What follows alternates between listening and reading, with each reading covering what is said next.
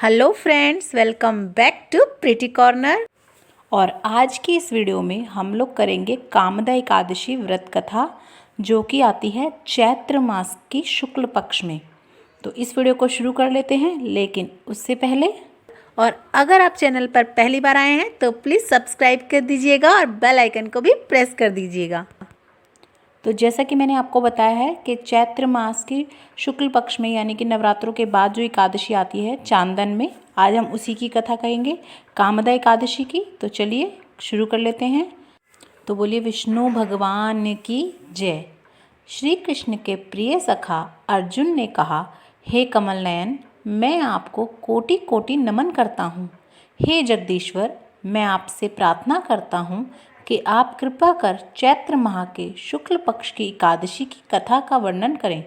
इस एकादशी का क्या नाम है, इस व्रत को पहले किसने किया और इसके करने से किस फल की प्राप्ति होती है। श्री कृष्ण ने कहा, हे अर्जुन, एक बार यही प्रश्न राजा दिलीप ने गुरु वशिष्ठ से किया था। वह वृतांत मैं तुम्हें सुनाता हूँ। राजा दिलीप ने गुरु वशिष्ठ से पूछा, हे गुरुदेव, चैत्र माह के शुक्ल पक्ष की एकादशी का क्या नाम है, उसमें किस देवता का पूजन होता है तथा उसका क्या विधान है, यह आप कृपा पूर्वक मुझे बताइए। मुनि वशिष्ठ ने कहा, हे राजन, चैत्र मास के शुक्ल पक्ष की एकादशी का नाम कामदा एकादशी है। यह समस्त पापों को नष्ट करने वाली है।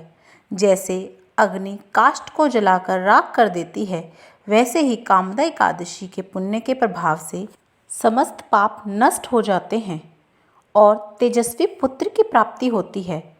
इसके उपवास से मनुष्य निकृष्ट योनि से मुक्त हो जाता है और अंततः उसे स्वर्ग की प्राप्ति होती है।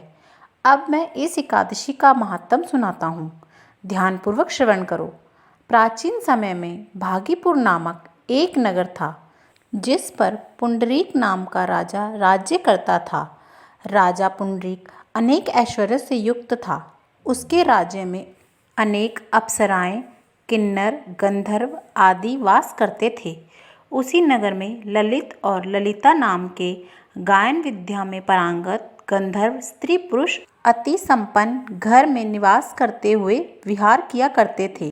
उन दोनों में इतना प्रेम था कि वे अलग हो जाने की कल्पना मात्र से ही व्यथित हो उठते थे।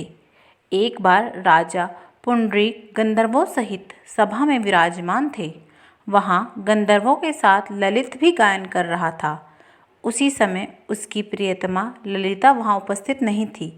गायन करते करते अचानक उसे उसका ख्याल आ गया, जिसके कारण वह अशुद्ध गायन करने लगा। नागराज कांकोटक ने राजा पुंडीर से उसकी शिकायत की। इस पर राजा को भयंकर क्रोध आया और उन्होंने क्रोधवश ललित को श्राप दे दिया। अरे नीच, तू मेरे सम्मुख गायन करते हुए भी अपनी स्त्री का स्मरण कर रहा है। इससे तू नरभक्षी दैत्य बनकर अपने कर्मों का फल भोग। ललित गंधर्व उसी समय राजा पुंडरीक के श्राप से एक भयंकर दैत्य में बदल गया। उसका मुख विकराल हो गया। उसके नेत्र सूर्य चंद्रमा के समान प्रदीप्त होने लगे। मुख से आग की भयंकर ज्वालाएं निकलने लगी। उसकी नाक पर्वत की कांद्रा के समान विशाल हो गई और गर्दन पहाड़ के समान दिखाई देने लगी।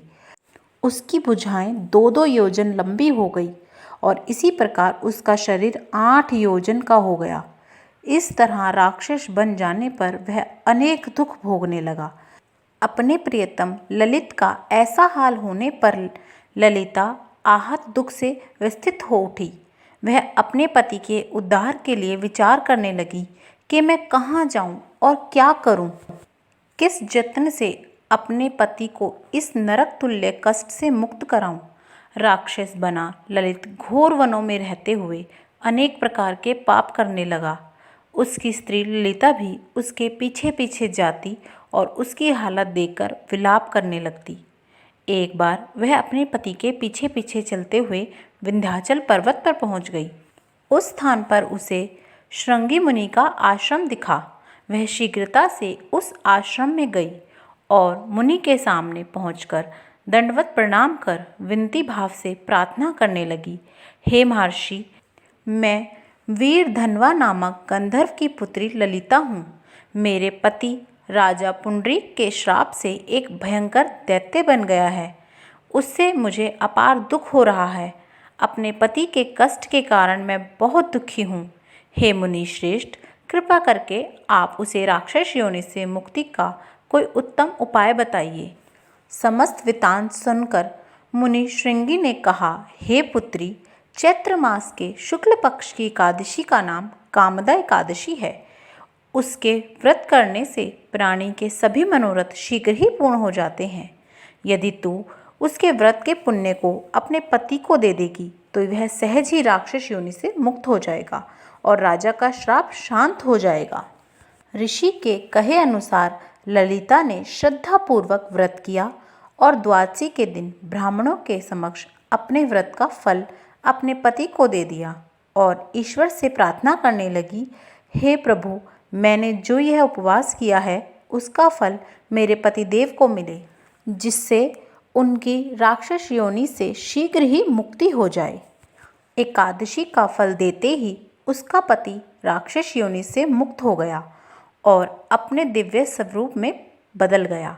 वह अनेक सुंदर वस्त्रों तथा आभूषणों से अलंकृत होकर पहले की भांति ललिता के साथ विहार करने लगा। कामदा एकादशी के प्रभाव से वह पहले की ही भांति सुंदर हो गया और मृत्यु के बाद दोनों पुष्पक विमान पर बैठकर विष्णु लोक को चले गए। हे अर्जुन, इस उपवास को विधान पूर्वक करने से सभी पाप नष्ट हो जाते हैं। इस व्रत के पुण्य से मनुष्य ब्रह्म हत्यादि के पाप और राक्षस आदि योनि से मुक्त हो जाते हैं। संसार में इससे उत्तम दूसरा कोई व्रत नहीं है। इसकी कथा व महात्म्य के श्रवण व पाठन से अनन्य फलों की प्राप्ति होती है।